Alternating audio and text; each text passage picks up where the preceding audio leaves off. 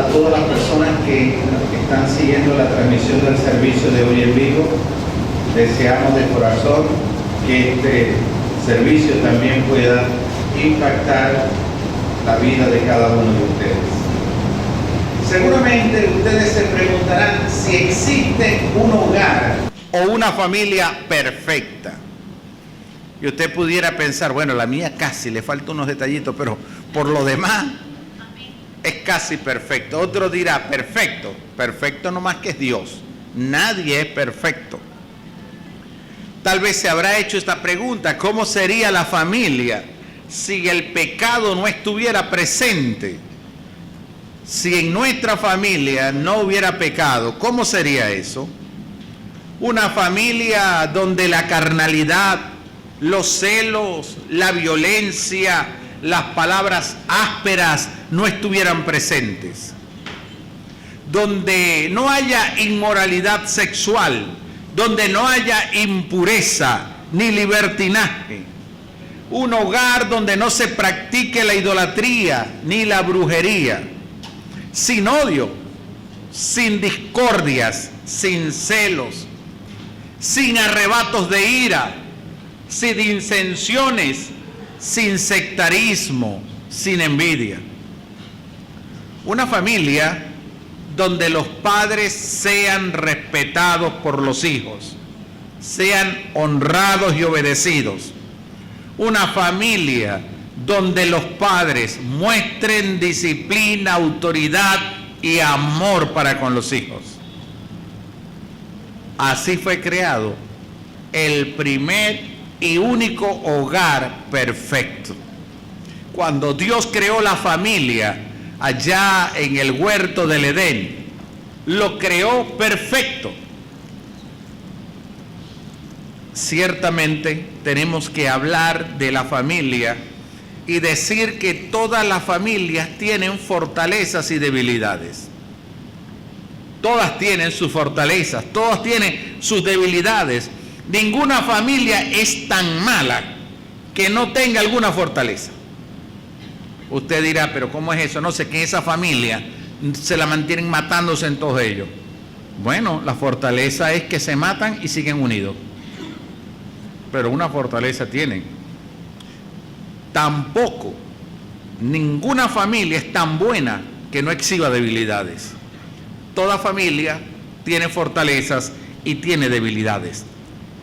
El hogar perfecto, entonces, es aquel que no tiene debilidades y tiene muchas fortalezas. Cero debilidades, mucha fortaleza. Esa es la perfección, ese es el deber ser. El hogar perfecto fue creado por Dios en la primera familia y ese hogar no tenía debilidades y tenía muchas fortalezas. Cuando analizamos la primera familia, la del huerto del Edén, encontramos que allí no habían debilidades. No había debilidades de ninguna naturaleza. Y saben que eso es importante. Si nosotros logramos trabajar con nuestras propias debilidades, en lugar de esperar que los otros trabajen con sus debilidades, entonces nosotros podemos ser más sanos emocionalmente, más sanos espiritualmente y hasta físicamente. Podemos ser más productivos. Hay mucha bendición cuando nosotros sacamos de nuestro entorno nuestras debilidades. En la primera familia, como hogar perfecto, no habían debilidades. La razón por la cual no habían debilidades es que era una familia sin pecado. La familia del huerto del Edén perfecta no había pecado. Dice la Biblia que Dios creó al ser humano a su imagen y lo creó a la imagen de Dios. Hombre y mujer los creó. Dios miró todo lo que había hecho y consideró que era muy bueno. Lo que Dios hizo fue muy bueno. Dios hizo bueno al hombre, Dios hizo bueno a la mujer. Dios lo hizo sin pecado, lo hizo a su imagen porque Él es un Dios santo, 3 veces santo. Y Él quería relacionarse con la creación de manera perfecta, sin que el pecado estuviera de intermedio. Por eso el Señor les dio pautas, prácticamente una sola prohibición: no vayan a comer de ese árbol. La desobediencia al comer de ese árbol fue lo que generó el pecado. El pecado es la desobediencia a Dios. Y el pecado es el mayor enemigo de la familia. El pecado destruye la confianza, crea miedos, crea incertidumbre. El pecado arruina lo que Dios hizo de manera perfecta para bendición nuestra, para felicidad nuestra. No hay cosa que le haga más daño al hogar y a la familia que el pecado. A veces nosotros nos esforzamos por transferir hábitos buenos para nuestros hijos o para enseñarles buenas costumbres. Les enseñamos a ser ordenados, a mil cosas, pero nos hemos olvidado de la importancia de enseñarles el pecado, la santidad, a vivir apartados del pecado. La segunda cosa que encontramos que no aparece dentro de esa familia feliz, pero que ahora se da con mucho énfasis en los hogares de esta generación, son los prejuicios. No habían prejuicios en esa familia. Dice la Escritura: ahora bien, el hombre y su esposa estaban desnudos, pero no sentían vergüenza. Estaban desnudos, pero no sentían vergüenza. ¿Cuándo comenzó la vergüenza para ellos? Si ellos andaban como Dios los trajo al mundo. Cuando pecaron. Cuando pecaron fue que sintieron vergüenza de sí mismos. Cuando pecaron sintieron vergüenza de enfrentarse a Dios. El pecado es lo que siembra los prejuicios en la familia. Los prejuicios nacen por el aprendizaje que tenemos de nuestros padres y de nuestros amigos. Es decir, nuestros padres nunca fueron a una escuela de padres. Nos casamos y no hay una escuela de esposos o esposas. Tendemos a repetir las conductas de nuestros padres. La manera como papá trató a mamá o como mamá trató a papá. La manera como mis padres me enseñaron a mí, me corrigieron a mí, me disciplinaron a mí. Creemos que esa es la única manera de hacerlo. Eso va creando prejuicios severos. Entonces estamos formando una generación que reproduce los males de la anterior y no reproduce nada de lo bueno. Muchos hogares terminan destruidos por los prejuicios de los padres. Una mujer que el esposo le fue infiel y entonces le dice a la hija: mucho cuidado, ve que todos los hombres son bandidos y en la primera oportunidad que te descuidéis, ese hombre te va a ser infiel. Comienza a reproducir ese prejuicio que ella tenía, ¿verdad? O el hombre que le dice el padre: ve que las mujeres se hicieron para los hombres, y hombre que no ande con mujeres no es hombre. O que le dicen que el hombre que no, ¿cómo se llama? Los hombres no lloran. Es una cantidad grande de prejuicios, pero inmensos. Antes había el prejuicio de que las mujeres, para casarse, o sea, que las madres preparaban a las hijas para casarse, y entonces tenían que saber lavar, planchar, tenían que saber cocinar, tenían que ser arregladas, tenían que saber coser, toda esa serie de cosas. Y entonces los hombres empezaron a creer que estaban adquiriendo cachifas. Prejuicios por un lado, prejuicios por el otro. Ahora los padres le dicen a la mujer: usted me saca una carrera, porque usted no le va a aceptar ni así a ese hombre. Porque cuando ese hombre le quiera hacer algo, mire, usted me llama a mí. O sea, los preparan para el divorcio, no los preparan para el matrimonio. No los preparan para ser felices en el matrimonio. Los preparan para arruinar el matrimonio. Esos prejuicios los sembró el pecado. Porque fueron los pecados que ellos practicaron o de los cuales fueron víctimas los que ahora quieren sembrar como prejuicio en las nuevas generaciones. Bueno, gracias a Dios que ellos no tenían prejuicio porque tampoco tuvieron padres, ¿no? Pero realmente era el pecado lo que generó esos prejuicios. Y la tercera cosa que encuentro que es una que no tenían de debilidad, pero que es una debilidad muy frecuente en nosotros hoy día, pero que no lo tenían en aquel entonces, era el temor. Ese primer hogar, esa primera familia estaba sin temor. No había nada que los atemorizara. Dice la Escritura que el hombre contestó: escuché que andabas por el jardín y tuve miedo porque estoy desnudo y por eso me escondí. Tuvo miedo. ¿Pero cuándo le tuvo miedo? Si antes Dios venía y hablaba con él. Si antes Dios venía y le decía: vas a hacer esto, otro. De vez en cuando por ahí que le puso una anestesita para poderle sacar a la mujer de la costilla. Pero de resto, ellos hablaban de tú a tú, con afecto, con respeto, con cariño entre Dios y el hombre. Y ahora el hombre tiene miedo. Ahora descubrió que estaba desnudo. Y ahora entonces no quiso acercarse a donde está Dios. Antes del pecado, el hombre no conocía el miedo. Antes del pecado, el ser humano no tenía temor a la compañía de Dios. Anhelaba estar con Dios, deseaba estar con Dios, quería hablar con Dios. Es el pecado lo que te roba la bendición de estar cerca de Dios. Es el pecado el que te separa de Dios. No quieres hablar con Él, no quieres tener intimidad con Él. Tú no quieres acercarte a Dios porque el pecado te está esclavizando, te está atando, te está amarrando.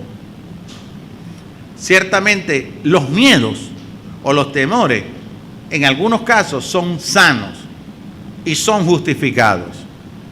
Por ejemplo, si un niñito va a meter un cablecito, unos alambritos, un enchufe, por supuesto que le va a dar aquella cosa que el muchachito pues no va a querer enchufar.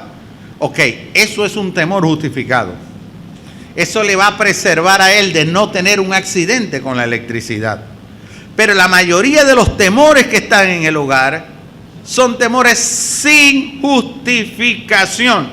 Son temores propios del pecado, de ese pecado que contaminó toda la creación y en especial el hogar y la familia perfecta.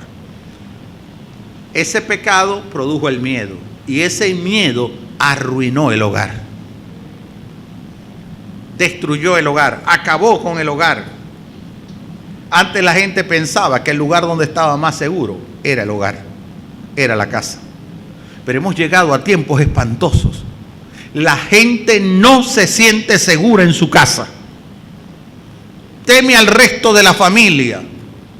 Hay hijos que le temen al padre, que no se sienten en confianza para contarle al padre sus intimidades, para pedir consejo, para pedir orientación.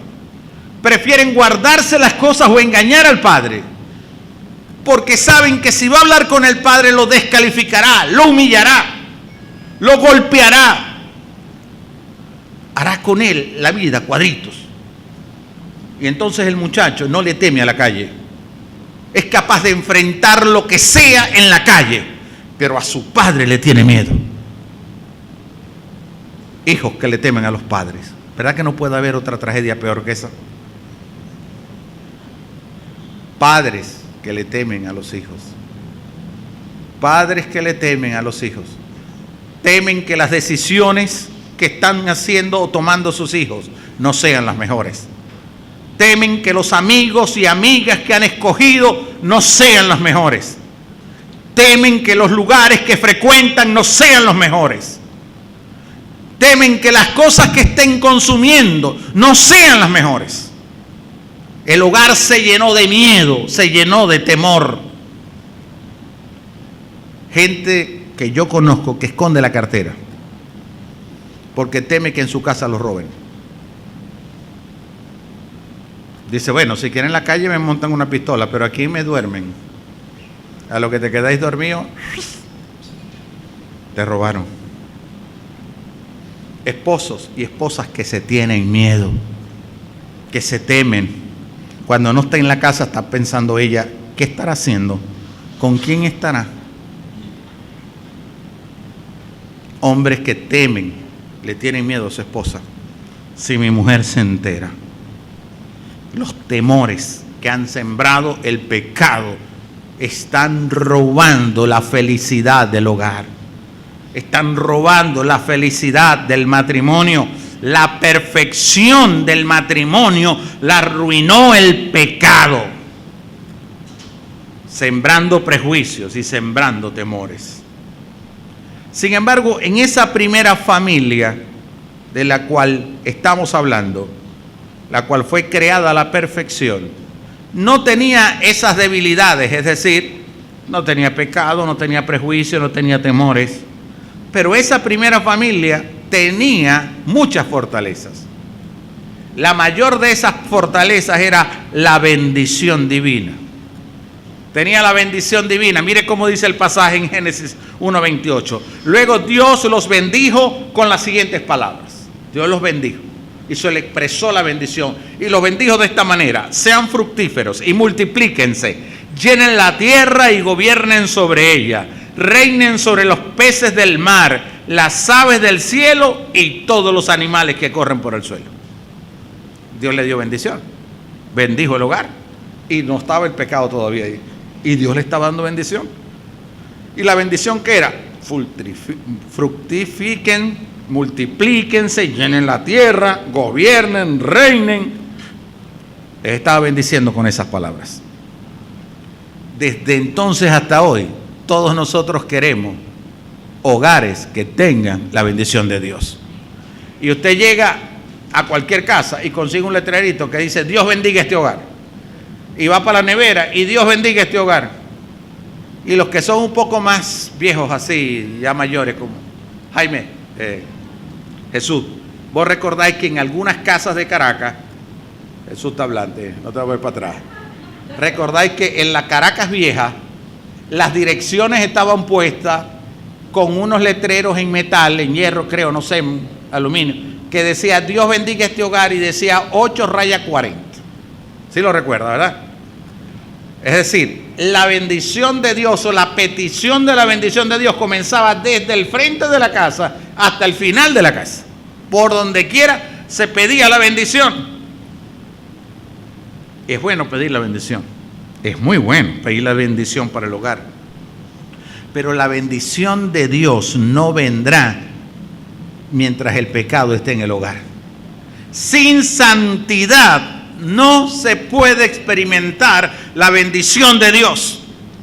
Cuando el hombre se rebeló contra Dios, Dios le quitó la bendición y le dijo: ahora vas a hacer esto, vas a hacer esto. Y a la serpiente le dijo: ahora te vas a arrastrar, porque el pecado no concuerda con la bendición de Dios.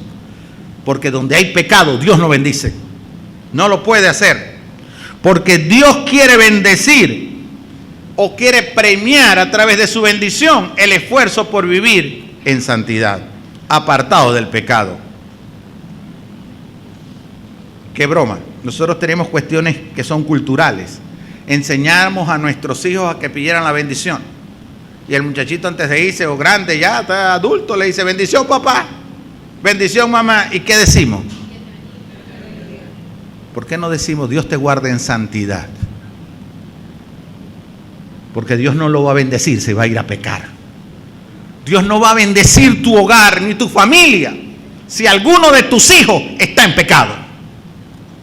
Y yo sé que muchas veces oramos y hemos estado orando intensamente y de rodillas, y hemos estado en un clamor constante, y hemos estado poniendo a esa persona delante de la presencia de Dios, el hijo, el esposo, la esposa, el papá, la mamá. Hoy tengo que decirle: oren, pero confróntenlo con su pecado, porque mientras haya pecado no habrá bendición de Dios. Hemos estado haciendo las cosas pero tan light y nos hemos olvidado de la esencia. La esencia es que fuimos creados para adorar a Dios y solo a Dios. No hemos sido creados para el pecado. Pero como no fuimos creados para el pecado y practicamos el pecado, hemos perdido la bendición. Los hogares están destruidos por el pecado y no lo hemos querido entender.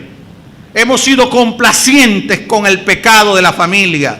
Hemos justificado el pecado de la familia y vivimos llorando porque no tenemos bendición. La segunda fortaleza que tenía la primera familia, tenía intimidad con Dios. No solamente tenía la bendición de Dios, tenía intimidad con Dios.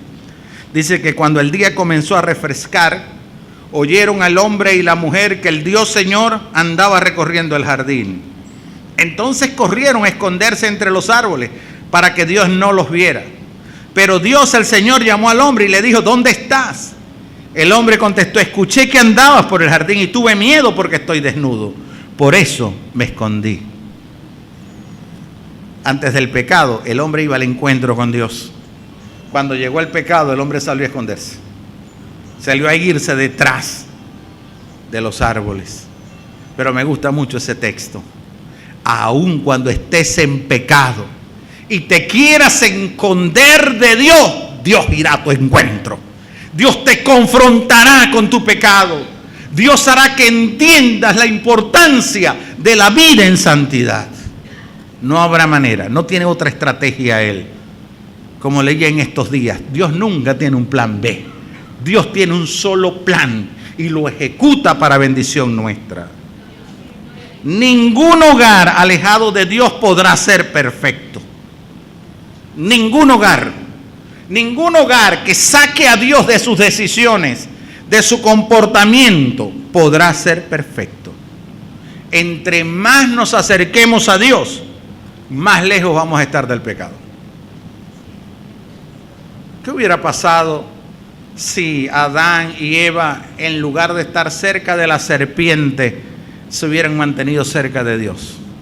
La historia sería otra, pero decidieron alejarse de Dios para ir a atender la serpiente.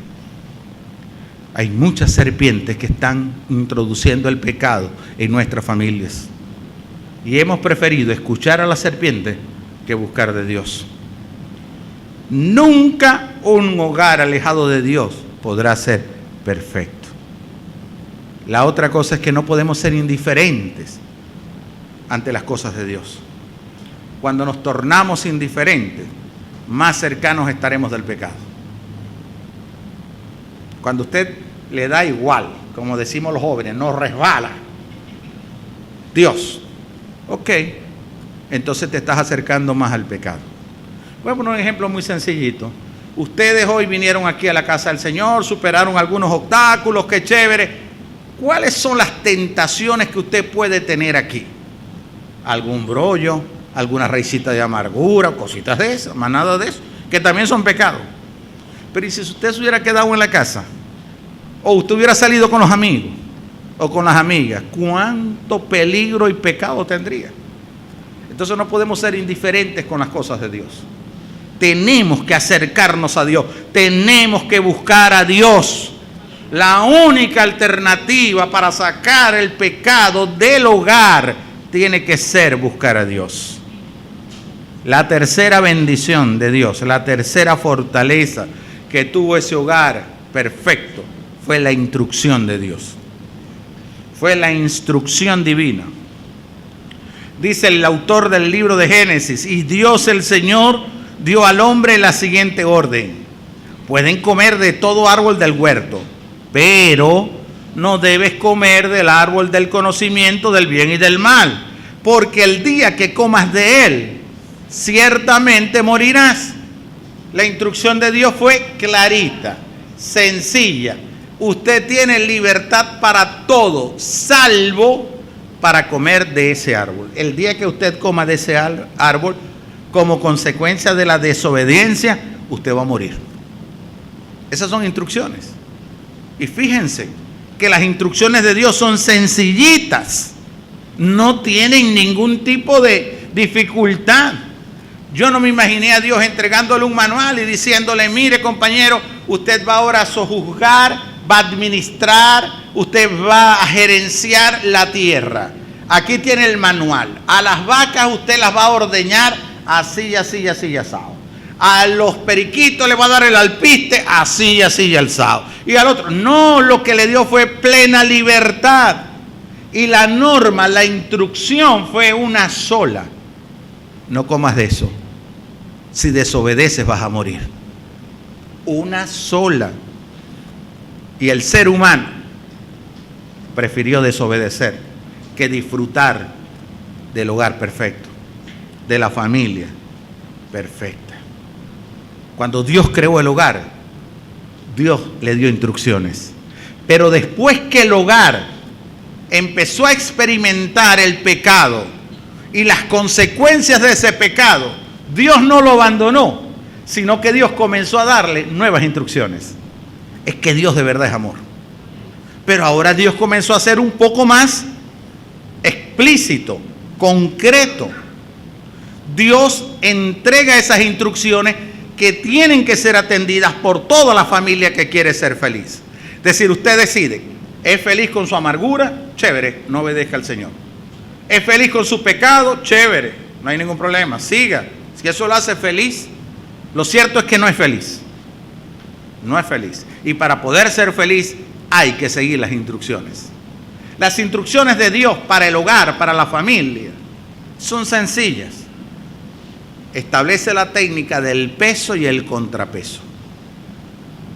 Es decir, en el hogar no está todo inclinado a la balanza de un solo lado, sino que hay un peso y un contrapeso. Por ejemplo, a la mujer le dice que tiene que someterse al marido. No escuché el amén. Esperaba que las mujeres iban a decir durísimo, amén.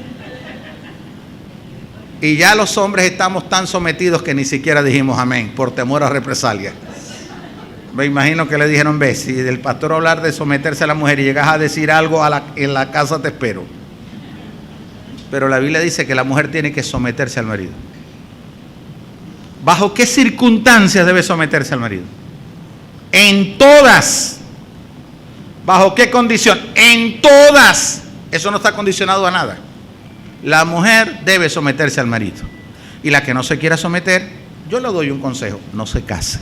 Porque no va a poder ser feliz si no se somete, porque es lo que la palabra de Dios le dice. Y no es desobedeciendo la palabra de Dios que usted va a ser feliz. Es obedeciendo la palabra de Dios. Entonces Dios le dice a la mujer que tiene que someterse. Y no tiene atenuantes, no hay excepciones. Pero la Biblia también dice que el hombre tiene que amar a la mujer como Cristo amó y se dio por su iglesia. El hombre tiene que amar a su mujer como Cristo amó a la iglesia. Dio su vida por ella. Ahí no depende entonces si la mujer se somete o no. Porque yo no he visto cosa más rebelde que la iglesia del Señor. No se quiere someter al Señor tampoco. Pero aún así el Señor la ama. Y dio su vida por ella. Entonces a los hombres nos toca amar a nuestras mujeres como Cristo amó a su iglesia. Sepa cocinar o no sepa cocinar. Sepa planchar o no sepa planchar. Tenga un carácter, para eso es el noviazgo, hermano, para que vos te enteréis cómo es ella. Pero después que viniste aquí y me dijiste a mí y le dijiste al Señor y le dijiste a toda la iglesia que te quedabas con ella hasta que la muerte te separa, ahora no me vengáis con cuentos. Le faltaste al Señor y le faltaste a tus amigos, a quienes invitaste para esa promesa que ibas a hacer.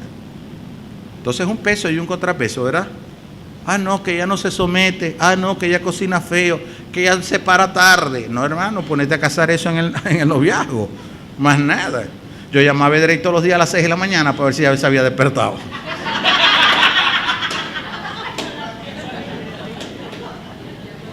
Ese es un chiste porque cuando Edrey y yo fuimos novios no había teléfono. El teléfono es mucho más acá. Dice la Biblia que los hijos tienen que honrar a su padre y a su madre. Y dice, honra a tu padre y a tu madre para que seas de larga vida y para que te vaya bien. Y dice que ese es el primer mandamiento con promesa. Entonces a los hijos les toca honrar a sus padres. No los puede abandonar. Tiene que honrarlos, tiene que respetarlos, tiene que obedecerlos. Pero hay un contrapeso. Dice que los hijos tienen que hacerlo en el Señor. Es decir, cuando el padre le pide algo al hijo que es contrario a la palabra de Dios, él no está obligado a eso. O mejor, le dice a los padres: y vosotros, padres, no provoquéis a ira a vuestros hijos, sino amonestarlos en el amor del Señor. Entonces el hijo tiene que honrar al padre, pero el padre tiene que amar a su hijo y no provocarlo a ira. Tan pecador es el hijo que deshonra al padre, como es el padre que provoca la ira del hijo. Y por eso es que no hay bendición, porque no hay acato a la instrucción de Dios. ¿Recuerdan qué fue lo que realmente hizo la primera pareja, Adán y Eva? ¿Comieron de la manzana? ¿Lo recuerdan? No, ellos no comieron de la manzana. Desobedecieron a Dios.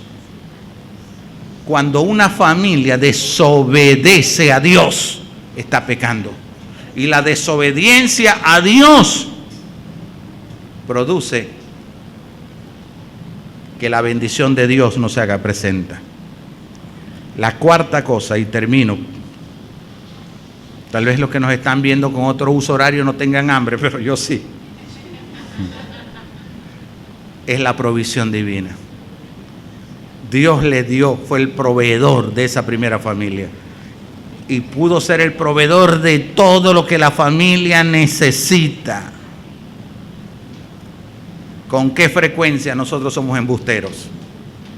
¿Con qué frecuencia cuando el hombre trabaja dice: es que todo lo que está aquí me lo gano yo? Está aquí porque yo trabajo, porque si no trabajo de 6 a 6, aquí no hay nada. Digo, embustero, lo que está aquí es porque Dios te lo dio. Porque cuando te enfermaste o cuando quedaste sin trabajo, Dios siguió proveyendo para el hogar, para la familia, porque nunca te faltó nada, y no por ti, sino porque Dios es amor y misericordia. Dios es el gran proveedor de la familia. Dios es el guardador.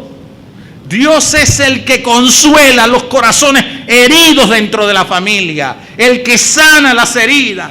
Dios da paz, da bálsamo en medio de los conflictos. No seamos embusteros, reconozcamos a Dios lo que Dios ha hecho por nosotros. Dentro de esa provisión divina especial que Dios ha tenido, la expresó concretamente en la primera familia a través de dos cosas. La primera, a través del trabajo. Dice el texto de Génesis 2:15: el Señor Dios puso al hombre en el jardín de Edén para que se ocupara de él y lo custodiara. Dos tareitas fue lo que le dio. Dios no se enrolla mucho con las cosas. La única tarea, ocuparse de él, gerenciarlo, administrarlo, atenderlo, más nada. Pero también ser vigilante. Una sola tarea. Aquí quiero entrar en un tema de la teología que ustedes saben que no me gusta, pero que es oportuno darlo. Los que venimos herederos del pensamiento de la Reforma Protestante de Martín Lutero y Calvino, entendemos que el trabajo es una bendición de Dios.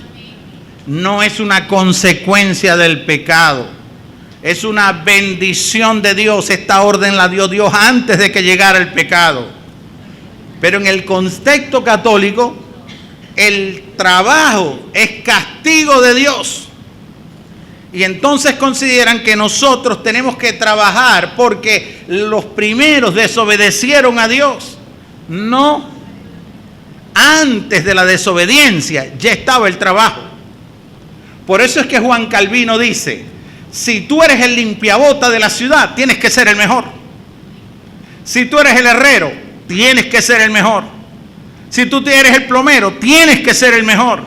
O sea, tú trabajas para Dios, no para el empresario. Tú no trabajas para el patrono. Tú no trabajas porque te están viendo y evaluando. Tú lo haces porque es bendición de Dios el que mañana lunes salgas y tengas un trabajo. Pero en el contexto católico es otra cosa, y me perdonan los católicos que están aquí. ¿Recuerdan aquella canción? Nunca me acuerdo. Este músico sí lo recordó. Dice que el trabajo lo hizo Dios como castigo, ¿verdad? Eso lo decía la gente y la gente lo cantaba, ¿verdad? O los famosos chistes malos, aquellos como que el trabajo es tan malo que hasta le pagan a uno por hacerlo. Es la única cosa que le pagan a uno por hacer. Todo lo demás uno tiene que pagar. Esa concepción cultural, ideológica del trabajo se metió en la cabeza y nosotros no nos la hemos podido sacar. Pero la provisión de Dios para la familia es a través del trabajo. Y solo a través del trabajo. Por eso los evangélicos fanáticos como yo no jugamos quino, ni jugamos terminales, ni jugamos rifa, ni nada de eso. Porque yo sé que la bendición que Dios tiene para mí y para mi familia es producto de mi trabajo y no de que a uno le quiten para darle al otro. He dicho. Y lo peor es que está saliendo por internet. Puede haber un hacker que esté metiéndose, de pronto yo no dije eso. La segunda provisión divina, la compañía. Esa es la segunda provisión divina. Dice, después el Señor, Dios dijo, no es bueno que el hombre esté solo y haré una ayuda ideal para él. El Señor, bueno, no se equivocó, Él es perfecto, pero hizo la mujer también, pues. Sí. ¿Quieren que lean la Biblia? Y ustedes van a ver que decía, hizo Dios esto el primer día. Y dice, y vio Dios que lo que había hecho era bueno y bueno en gran manera. Lo han leído, ¿verdad? Cuando llega la creación de la mujer, dice, y Dios descansó.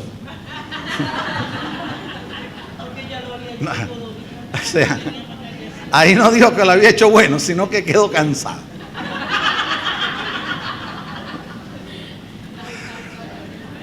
A esta hora hay que hacer chistes porque ya no me da más. Dentro de la provisión divina estuvo la compañía.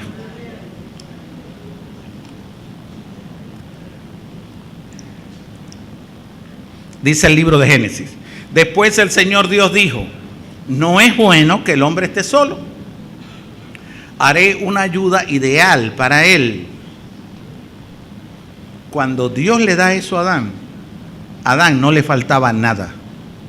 Nada, lo tenía todo, pero absolutamente todo, pero estaba solo.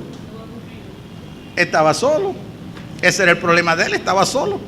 Necesitaba a alguien que lo arruinara la vida, que lo ayudara. No, ya. Necesitaba. Menos mal que no almorzamos en la casa porque de ahí no me va a servir el almuerzo. Él necesitaba compañía.